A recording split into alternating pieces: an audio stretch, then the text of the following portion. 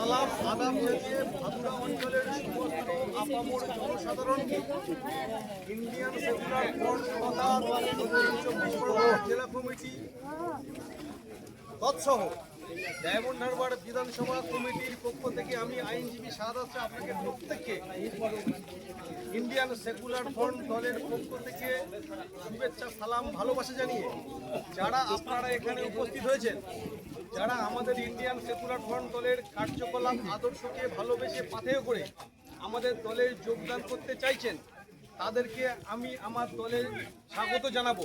সেই উদ্দেশ্যকে কেন্দ্র করে আজকের যারা ভাদুরা অঞ্চলের মানুষ যারা একত্রিত হয়েছেন, যারা আইএসএফ দলে যোগ দিতে চান, তাদের হাতে আমি দলের পতাকা তুলে দিয়ে আমার দলে আপনাদেরকে আমার পরিবারে সামিল করলাম।